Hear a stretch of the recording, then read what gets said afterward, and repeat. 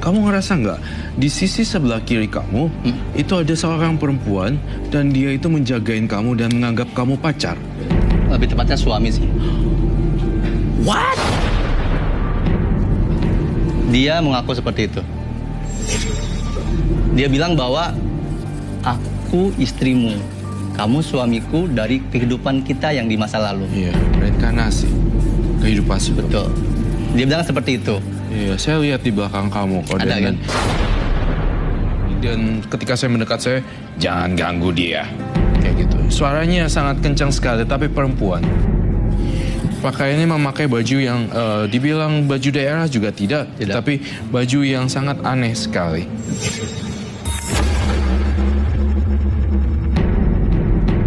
Itu aja yang saya cium. Oke. Katanya saya tidak boleh ini touching his body because I think. Assalamualaikum warahmatullahi wabarakatuh. Salam damai seluruh alam. Gua Reza Rahasia. Gua merasa perlu untuk mengklarifikasi semuanya. Apakah program karma itu settingan? Atau real? Apakah Roy Kiyoshi benar-benar indigo? Cerita gua pribadi, ini benar. Karena gue memang mengalami hal itu dari kecil sampai sekarang dewasa. Kalau pesan gue pribadi kepada teman-teman netizen semua yang nonton, begini ya, segala sesuatu dalam tayangan TV, ketika kita bisa berpikir positif dengan hati yang tenang, kejernihan pikiran, dan kedewasaan berpikir, kita bisa mengambil manfaat dan pelajaran dari tayangan apapun. Kalau memang kalian kontra dengan acara tersebut, simple, gak usah ditonton. Baik di TV, di YouTube, Instagram, apalagi cuma komen, gak usah. Nggak perlu, ngapain? Mending kamu fokus sama kehidupan kamu. Yang kuliah, fokus kuliah, bikin skripsi yang bener.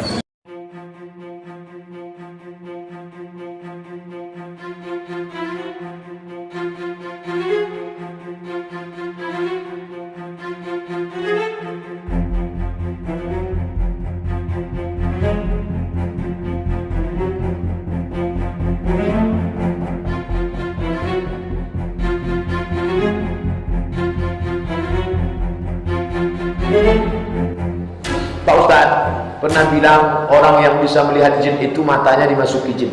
Bagaimana dengan anak indigo itu Pak Ustadz?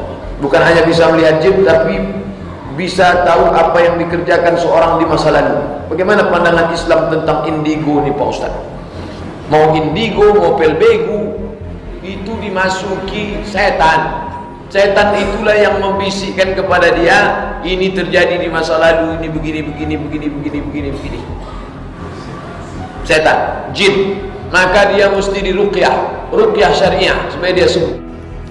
Indigo itu bukan kelebihan Bapak Ibu sekalian, itu penyakit, gangguan syaitan.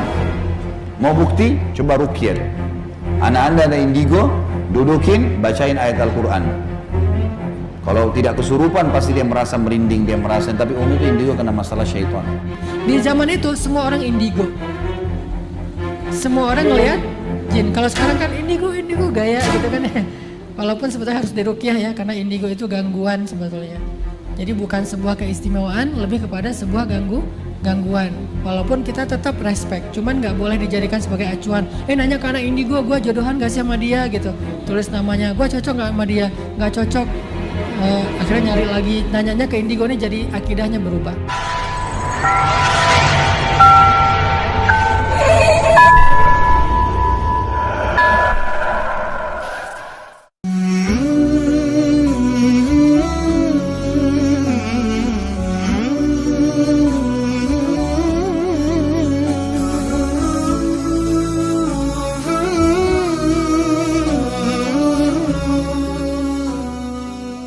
Ya Allah, hari ini Mas Reza memohon kepadamu agar ilmu-ilmu yang dikhawatirkan adalah musyrik, di mana ilmu-ilmu ini Mas Reza juga tidak tahu ya Allah.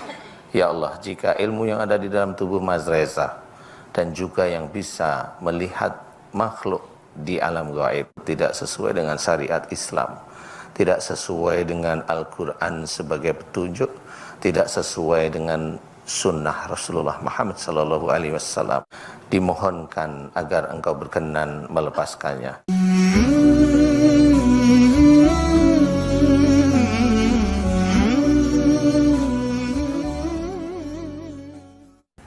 Yang tadi dilihat seperti apa? Wallahu alam sih ya.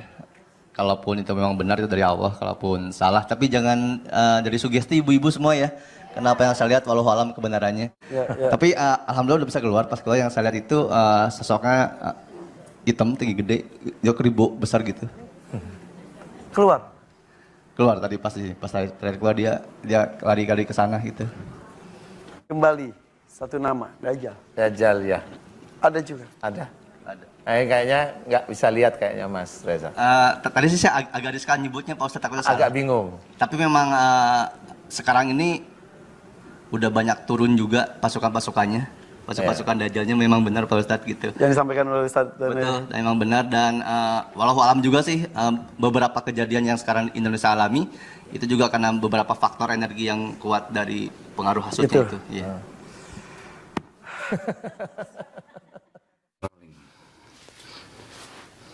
Salam damai seluruh alam. Berjumpa lagi dengan saya Reza Rahasia teman-teman. Dan video ini saya buat, sebelumnya saya sampaikan dulu bahwa video ini saya buat bukan untuk membela diri, bukan untuk melawan atau menyanggah, apalagi membantah ucapan para ustadz-ustadz sebelumnya yang menyampaikan soal indigo. Tidak sama sekali, bukan untuk itu. Saya membuat video ini atas dasar ingin sharing saja, berdasarkan pengalaman saya dan keadaan yang saya alami ketika saya mengikuti acara Karma di Antv. Setelah itu saya buat sebuah video klarifikasi di YouTube dan cukup lumayan heboh. Banyak yang salah paham, menghujat, dan ada juga yang meminta saya untuk diruqyah. Nah, atas dasar itulah video ini saya buat. Dan jujur teman-teman yang sudah menonton video saya sebelumnya di channel saya, di Reza Rahasia, saya sudah mencoba untuk melakukan ruqyah. Saya datang ke sebuah masjid di salah satu Jakarta, di kota Jakarta, dan ditolak ruqyah karena saya masih melakukan ibadah dengan wajar, ibadah dengan secara sadar, berjamaah segala macam. Saya akhirnya ditolak ruqyah. Dalam artian ini, dalam artian nggak ada masalah berarti. Nah, dianggap nggak ada masalah. si penjaga masjid tersebut, saya bisa bilang ustadz ya, penjaga masjid tersebut bilang bahwa ke saya bahwa kalau kamu masih sholat, datang sholat dan sholat berjamaah, tidak untuk diruqyah. Karena ruqyah menurut dia itu dilakukan untuk orang yang sudah lupa diri, tidak pernah bisa ibadah, lupa dirinya. Kalau dia udah lupa dirinya pasti dia tidak akan ingat sama Tuhannya. Tapi saya masih datang ke sana, saya masih sholat berjamaah. Jadi kata dia, saya tidak untuk diruqyah. Akhirnya tidak jadi, saya ditolak. Tapi keinginan saya untuk diruqyah teman-teman tidak berhenti sampai di situ. Nah, suatu ketika ada salah satu tim kreatif televisi ya, dan ini kebetulan acaranya acara siraman rohani seperti itu. Saya kenal dengan tim kreatif tersebut, namanya Mbak Indri. Nah, Mbak Indri ini adalah teman saya waktu itu syuting sempat.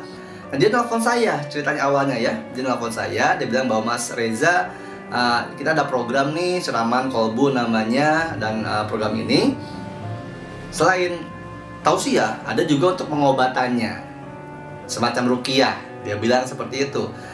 Dia nanya ke saya, Mas ada yang mau diruqyah nggak teman-temannya? Ketika itu saya langsung wajar, saya langsung jawab dengan cepat bahwa bilang, saya aja Mbak yang diruqyah. Dia pun kaget bilang gitu, loh serius Mas mau diruqyah? Iya, saya aja yang diruqyah. Ya udah kalau gitu besok datang jam 2 subuh katanya. Ke studionya saya datang ke sana dan saya bertemulah dengan krunya segala macam. Ketika pertama kali datang, saya langsung dibawa ke ruang make up.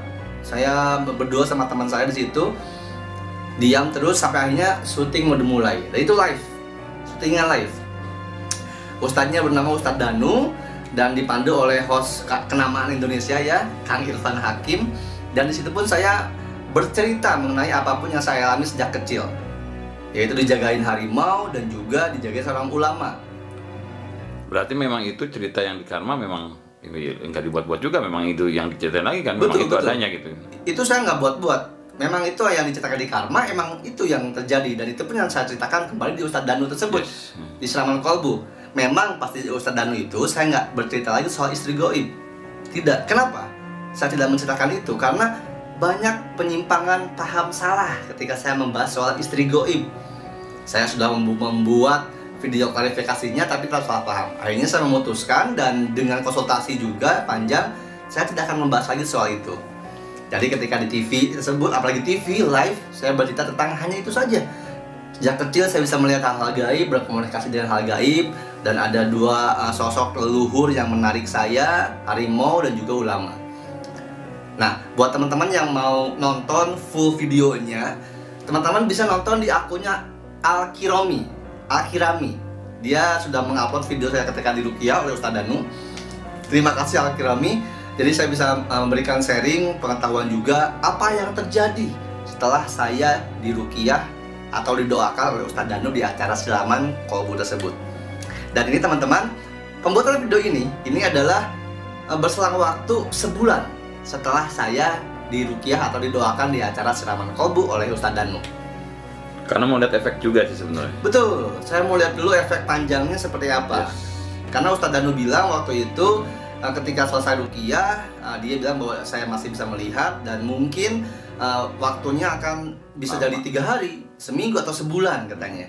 Dan akan dirasakan pusing, akan benar-benar pusing, hilang dan tidak bisa lihat lagi. Itu yang Ustadz Danu bilang.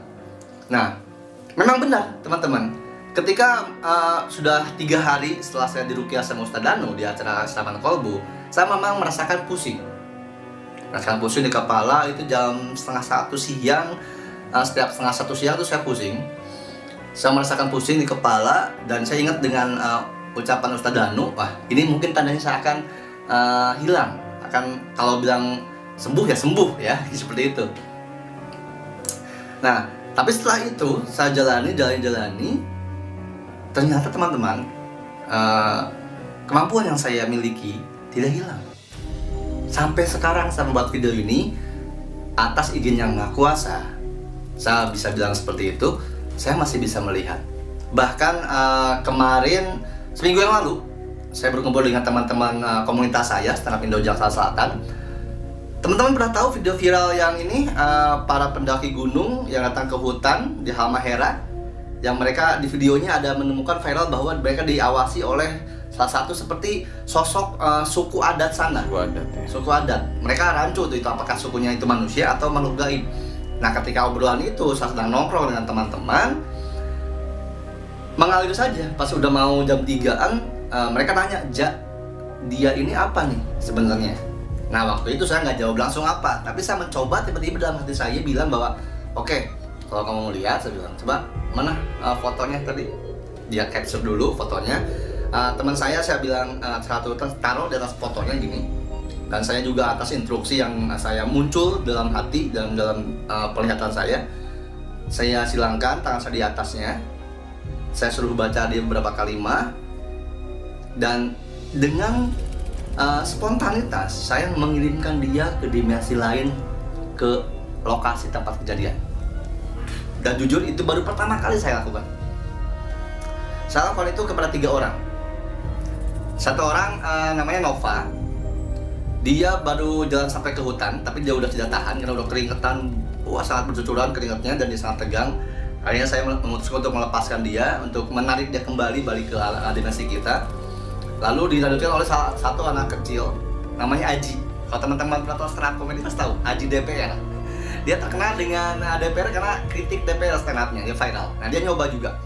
Saya lakukan hal yang sama, tapi dia tidak bisa masuk ke hutan. Dia hanya masuk ke dimensi lain dan dijaga oleh cahaya putih. Dia tidak bisa masuk. Setelah berapa lama, ini saya putuskan untuk saya tarik lagi. Ada sesuatu yang menghalangi, bahayakan dia sehingga dia tidak bisa masuk. Yang ketiga, ini Rais, sama-sama anak stand up Jaksel. Dia sampai sudah bisa masuk ke pemukimannya dan ke belakang rumah adatnya. Nah, mungkin pengalaman mereka bertiga ini nanti suatu ketika saya akan videokan. Saya akan minta mereka untuk melakukan kesaksian sendiri. Nah, hal itu saya lakukan secara spontanitas, dadakan, dan baru pertama kali itu lakukan. Itu bisa saya bilang adalah proses astral projection yang saya pandu. Itu hampir sebulan setelah saya di Ruqyah oleh Ustadz Danu. Berarti waktu itu lo bisa kontrol dong, Ja? Betul. Kontrol anak-anak, kalau memang nggak bisa lo tarik lagi. Iya, dan itu baru pertama kali saya lakukan. Dan itu saya jadi mengambil kesimpulan bahwa sebelumnya saya belum pernah melakukan itu dan saya ngerasa nggak bisa kayak itu. Tapi jadi bisa seperti itu. atas jin yang maha kuasa tentunya ya. Nah, dan akhirnya setelah sebulan ke sini, saya pun memutuskan untuk sharing pengalaman-pengalaman saya. Karena di YouTube juga ada yang bilang, Kak ceritain dong pengalaman setelah di Ustadz Danu. Di Instagram juga ada bilang, apa sih perubahan kebaikan yang saya alami setelah di Ustadz Danu tersebut. Itu sekarang saya buat setelah sebulan berlalu. Kebaikan-kebaikan yang saya dapatkan ya itu saya tidak bisa ceritakan di sini teman-teman ya. Apa yang saya alami dalam kehidupan saya selanjutnya, karena takutnya itu jadi pamer, takutnya jadi riya ya. Kalau di agama muslim bilang riya, takutnya malah mengurangi unsur ibadahnya. Biar teman-teman terdekat saya, keluarga saya yang tahu saya seperti apa dalam kehidupan saya sehari-harinya. Tapi lo ngerasa bertambah kayak berarti tadi bertambah skillnya bertambah gitu aja. Iya, ada beberapa hal yang saya belum pernah lakukan, belum saya bisa, tapi jadi bisa. Yang kayak tadi yang pengalaman lo ke orang itu salah satunya ya. Betul, mengirim orang untuk astral projection, dan itu sudah sadar. Nah, kalau memang lo merasa lo lebih bisa berbuat baik, berarti paparan energi yang dipaparin sama Ustadz Danu itu kan dia maparin energi dong berarti lo ya. Iya, betul. Sangat terasa sekali. Nyangkut dong ja gitu. Memang bisa beliau gitu kan. Kan karena memang kita tahu sendiri dia tuh pakai bahasa Indonesia ya. Kayak ngobrol dan gue sendiri waktu ngeliat, gue live memang ngeliat kok begini gitu loh. Tapi gue balik lagi begini loh. Gue berpikiran bahwa Allah Maha Kuasa. Pasti. Maksudnya mengerti segala bahasa dong. Itu kan bukan ibadah konteksnya. Betul. Kalau ibadah memang pakai bahasa Arab segala macam. Dan gue berpikir gitu. Dan seperti kita diskusikan, asal lo yakin dan memang mintanya sama Allah, ya apa namanya, karomah ya, apa sih? Ya, karomah. Nah itu masuk ke situ. Berarti memang kalau memang kayak lu mungkin ya, kalau gue boleh katakan positif, berarti positif ketemu positif gitu aja ya. Jadi narik nempel di lu gitu ya. Bisa jadi seperti itu, Paps ya, dan teman-teman nih. Karena pengalaman saya sebelumnya juga, saya tuh tipikalnya seperti apa ya? Saya belum bisa mengklasifikasikan saya ini apa. Karena ketika saya bertemu dengan seseorang atau siapapun yang memiliki energi, itu cenderung saya bisa menirunya. Artinya cenderung saya bisa menjadi seperti dia. Seperti awalnya dulu saya ceritakan, awalnya saya bisa mentafsirkan mimpi. Saya malam-malam nonton sebuah acara TV, di mana acara TV tersebut mengundang salah satu ustadz atau lupa sebuah agama. Dia membaca wajah seseorang.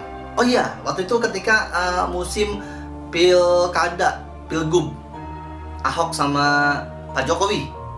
Waktu itu pernah tuh, saya baru ingat. Jadi ada ahli mikro ekspresi, ya. Kalau di psikologi ada namanya ahli mikro ekspresi. Nah, terus diundang juga salah satu orang yang dia bisa membaca lewat foto gitu. Ada juga terus setelah itu ada yang bercerita soal mimpi. Nah, saya awalnya nonton itu. Setelah beberapa minggu kemudian, dan saat itu juga saya sedang siaran radio yang sudah saya upload teman-teman ya, itu siaran saya 2 tahun yang lalu. Ketika itu langsung mengalir saja. Tiba-tiba kemampuan yang saya tonton seminggu atau sebulan kemudian, setelah berlalu lama, itu jadi milik saya. Saya jadi bisa melakukannya. Ini jadi mengingatkan saya akan hal itu. Karena ketika saya bertemu dengan Ustadz Danu sebulan sekininya, saya jadi bisa ada tambahan lagi kemampuan yang saya punya. Tentunya atas izin yang Maha Kuasa.